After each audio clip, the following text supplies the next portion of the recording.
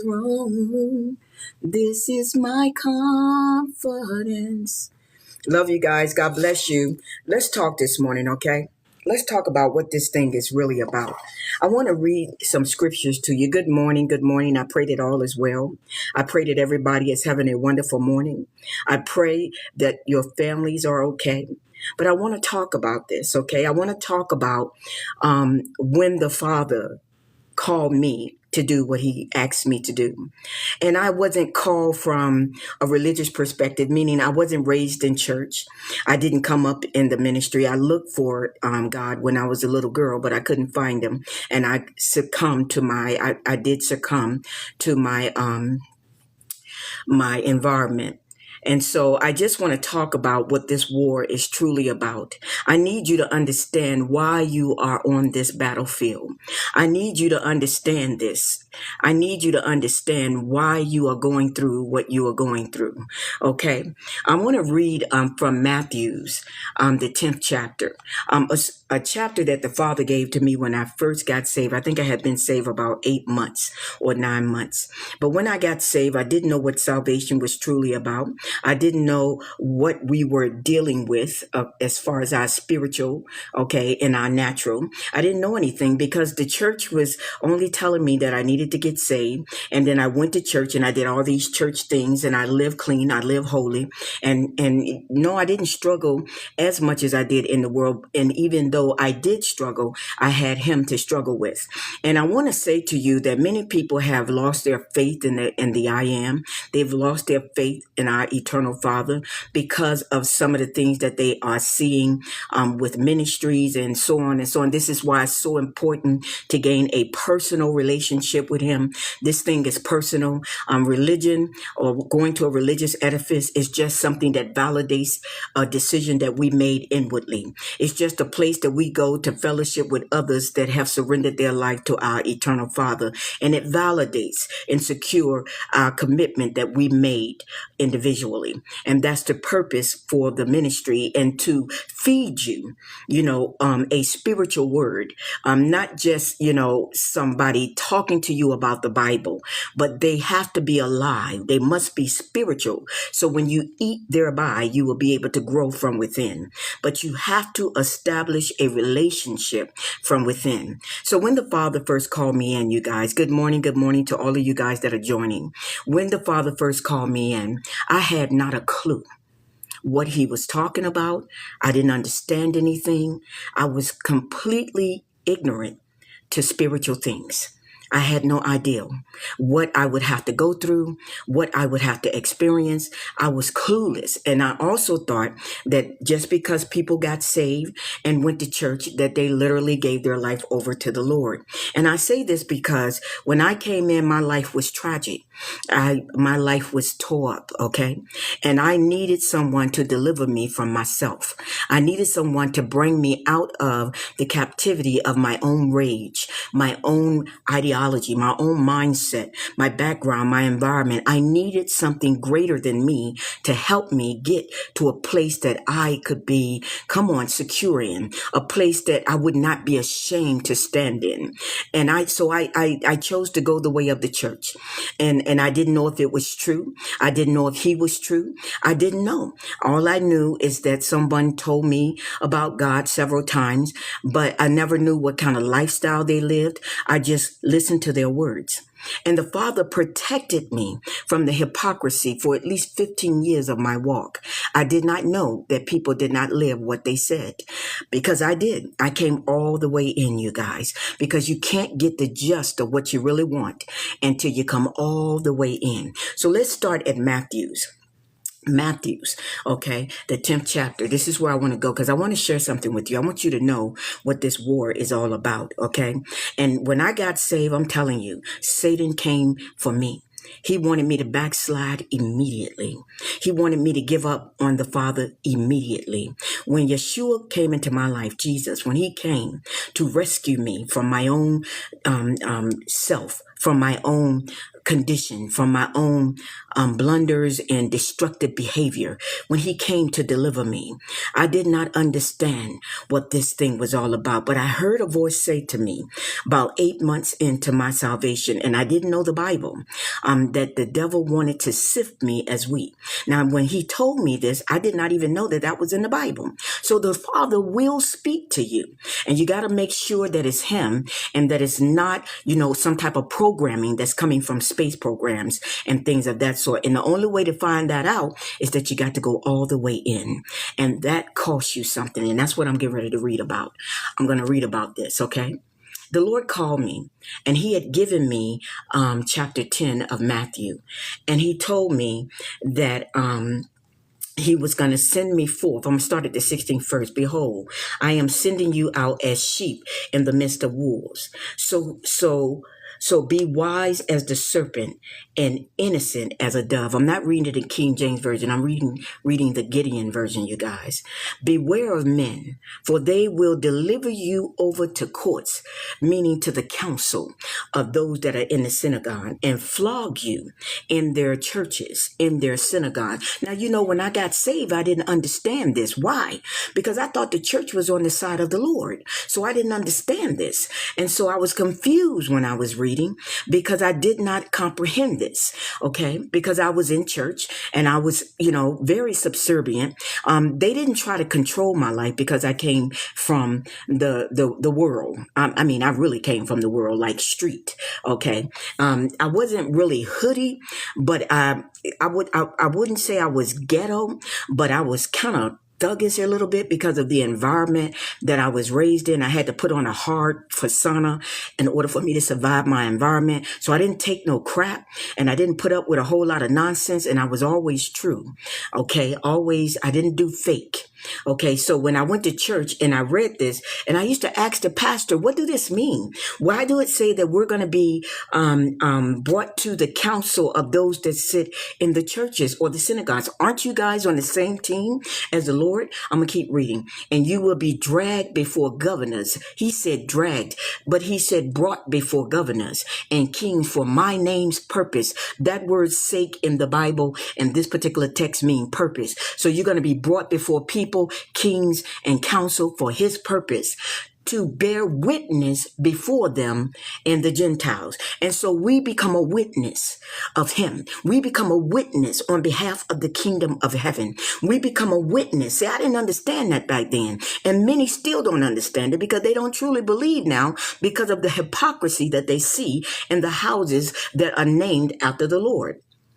And so he said that we will become a witness to them that are standing in the temple and to the Gentile that have established the temple. And I didn't know who the Gentiles was because they told me it was us until I really studied my Bible. And I found out it was the people of Japhet. And let me say this before I go any further. I love every culture. I love all my brothers and sisters. But I know that my specific calling and destiny is directly connected to the jacket that I wear. Why? Because my people were locked out of themselves. My people were denied identity and given the identity of another. My people were reduced down to sensory and made to live out of nature, which caused them to move into a place of bestiality because they were disconnected not only from their own identity, but from their God consciousness. And the only consciousness that they had of the Lord was in a physical church building. So when the Lord called me, he told me what my assignment would be. Was I afraid? Terrified? Yes. Because I knew nothing about church. Because I was an 8th grade dropout. Because I didn't have any education. I was unqualified to do what he had called me to do. This is why you cannot limit yourself to where you come from and who gave you birth or what your background entails or any of that, because he chooses who he will to do what he asks. So I'm saying all this to tell you that I am not a racist. I do not have anything against the Gentiles, my white, my Asian, my Indian sisters and brothers, but I know what my destiny is. I know where my assignment is. And I know that it will affect all mankind, but I was sent to my culture because they were lost because of slavery. Now listen to what he says here. He said, Gay, when they deliver you over, do not be anxious. Don't be afraid how you or on what you're going to speak. Now, I didn't understand none of this because the only thing I knew about speaking for the Lord was people talking on stages, preaching, doing a lot of hollering and things like that. And yes, some teaching, but I didn't understand how I was going to be able to do that. Number one, how can I think and do that at the same time? Holler. How can I didn't know anything. So when he called me, I was trying to figure out how he was going to work this thing out. And I'm telling you, when the Father calls you into his kingdom, the first thing he's calling you for is to deliver you. To deliver you from the life that you were given outside of him, to deliver you from the lies and the deception of this world, to deliver you from, and this is why they fought against integration, you guys. Integration had nothing to do, segregation had nothing to do with color. They made it look like that. But segregation had something to do with what they had done with the black race, with the race of slaves that came into this country that had no identity after generations. Okay, they lost their identity. So segregation was about superiority and inferiority. It was about those that had themselves and those that followed them that had themselves, but they didn't know who they were. And so segregation was about their children not becoming what we had became, which was reduced to nature, which was reduced to our sensory, which was reduced to knowledge and becoming a literary animal. That's what you became, a literary animal. Now listen to what this says. It says, when they deliver you over to the council, don't be anxious. Don't be afraid how you are going to speak or what you are going to say to them. For what you are to say will be given to you in that same hour. I say, so what are you saying, Lord? See, when you are not being taught spiritual things in the temples, when you are not being taught that you are a spiritual being and that you have been locked out of your creation and you have been locked out of your creator and that you have come here to be manifested because Yeshua said, thy kingdom come, thy will be done in this earthen plane as it already is established in the heavenly domains. When you are not taught these things, then you think that going to church and doing right things is going to make you righteous. No, or you believe what the Gentiles have preached for centuries, that Yeshua died or Jesus died on the cross and he died for your sins. And this is not a lie. It simply means that he killed what separated us from the Lord, from our Father. He put the flesh to death. He let them put it on the cross and he showed us the significance of it. And he allowed us to see that through the power and the resurrection of the Almighty, that the Spirit would take dominion over what had dominion over it, because of the fall in the Garden of Eden. And so we are supposed to be redeemed. We're supposed to be restored. We're supposed to be reconciled. And in this reconciliation, there is a cutting away of the flesh, and it is painful. So you have to be chosen to go in this direction. Now, why he chose me, I don't know. Because I wasn't raised in church. Because I was not educated according to the world system. He educated me. He made me go to the library and study physics. He made me go to the library and study geometry, mathematics, philosophy, and all the things that have been put in place to cultivate the human soul. It was the great I am that made me study these things. I remember many years ago when my mom had came into my room. I had moved back from New York and she had came into my room and she saw all these papers stacked on the dresser, just papers after papers. And she could see where I had written around the edges of it. I was just eating and eating. And she said, Gay, how are you learning this? Somebody needs to teach you this. Why are you trying to learn this stuff? This is like boring, because she like loved novels after she got older. She liked novels, love stories. But I was studying philosophy and physics and all of these things that cultivated the human soul. And I said, I don't know, Ma, I'm compelled to go get this stuff. I'm compelled to read these things. I'm compelled, and I can hear the voice of the Father showing me how they did this and showing me how they did that and how they cut this off and how they put this in. And he was teaching me the ways that the system had set up to cut us off from him. And I was afraid, you guys. I was afraid because I did not know anything.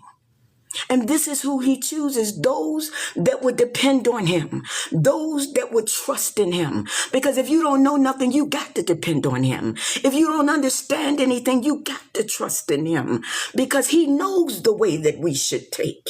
Listen to what he says here in Matthew's, the 10th chapter. And I'm going down now to the 20th verse. For it's not you who speaketh, but the Spirit of your Father that speaketh through you. Remember when Yeshua said that his hour had not come to his mother when she said that they had ran out of wine? And she said, they have run out of wine and they need wine.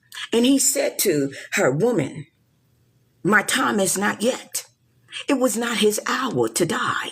It was not his hour to produce the blood that would redeem us, that would restore us, that will bring us back to where we're supposed to be in the heavens. He said, it's not my time yet.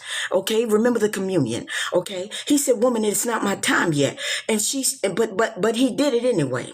He turned the water into wine. But I said all that to say that he said that in that same hour, it will be given to you what you shall speak to those that sit in the synagogues, those that are sitting on the council, that are judging us, that are bringing us into the courtrooms of this earth plane. He said it's going to be given to you, gay, in that same hour. Don't be anxious. Don't be afraid of their faces. Don't be fearful of them. He told me this.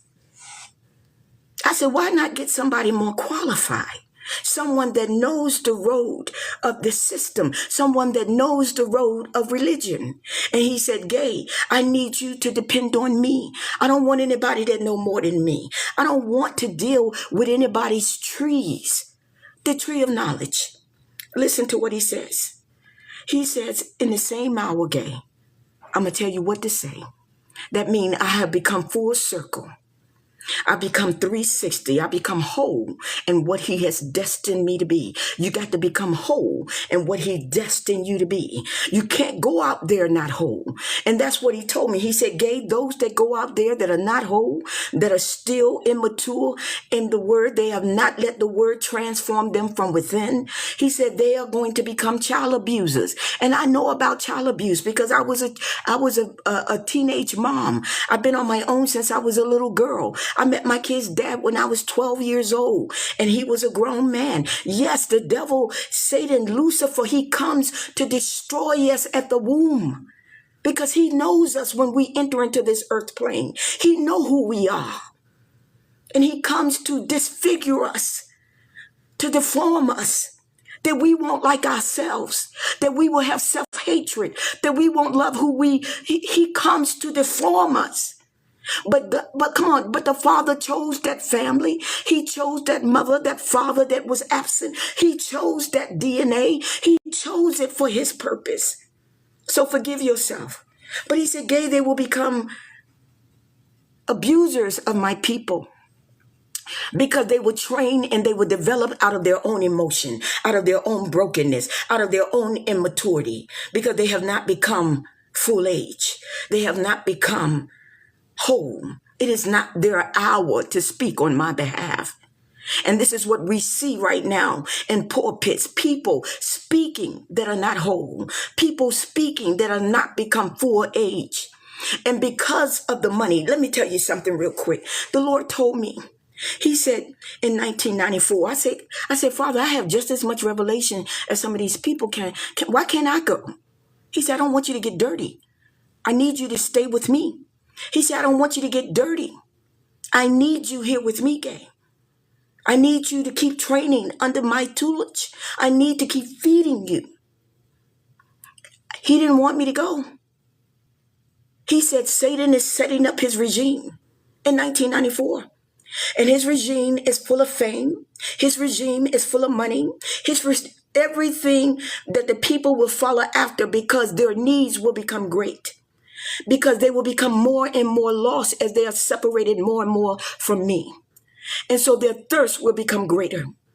And they will run after those that have possessions. They will run after those that are glittering on the outside, but they are full of nothing but filth within, because they never became full-aged.